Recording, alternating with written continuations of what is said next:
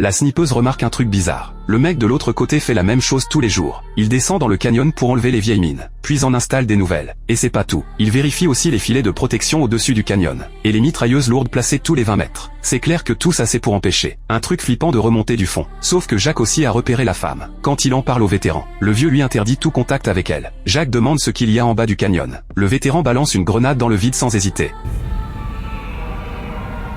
Et ouais, en bas il y a des monstres terrifiants. Une fois la passation de service terminée, le vétéran file au point d'évacuation. Un hélicoptère débarque. Le vieux pense que c'est enfin la liberté. Mais ce qui l'attend c'est une balle.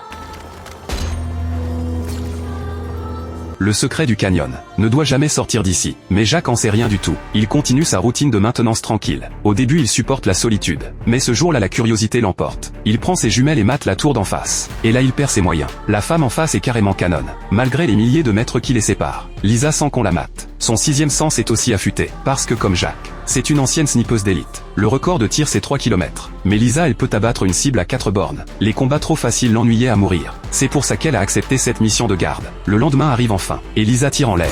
Pour attirer l'attention de Jacques. Elle écrit ce qu'elle veut dire sur un carton. Jacques le naïf écrit communication interdite. Lisa éclate de rire. Et griffonne autre chose sur son carton. C'est son anniversaire aujourd'hui, c'est elle qui décide. Le côté espiègle et mignon de Lisa. Jacques le bonhomme bien droit peut pas résister. Il sort une bouteille pour trinquer à son anniversaire. Des milliers de mètres de canyon relient leurs deux âmes. Ils se confient sur leur carton. En plein milieu de leur discussion, Lisa lui demande son talent spécial. Jacques répond qu'il tire pas trop mal. Et la Lisa épaule son arme. Et explose le verre posé sur la rambarde de Jacques. Jacques va pas se laisser faire. Il prend son fusil et fait péter la bouteille à côté de Lisa. Mais Lisa se fâche pas du tout. Au contraire, elle pose la bouteille sur sa tête. Et lui fait signe de continuer son show. Juste au moment où il va appuyer sur la détente. Le visage de Lisa se fige. Elle lui fait signe de regarder en bas. En voyant des ombres noires grimper vers eux. Jacques braque son arme vers le fond. Et quand la première ombre apparaît, il découvre enfin ce qu'il garde ici. Jacques passe direct en mode combat. De l'autre côté, Lisa arme la mitrailleuse lourde.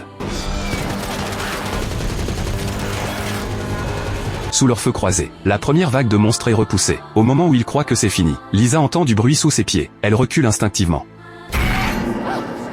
Et se retrouve face à une créature humanoïde. Elle ouvre le feu sans hésiter. En voyant Lisa en danger, Jacques prend son fusil et la couvre. Un monstre tombe dans le vide. Et atterrit pile sur une mine suspendue. L'explosion projette des éclats qui entaillent la poitrine de Lisa. Heureusement Jacques intervient à temps, et lui offre un court répit. Ils repartent à pleine puissance tous les deux. Quand les monstres atteignent la ligne laser, les tourelles sous les tours s'activent d'un coup.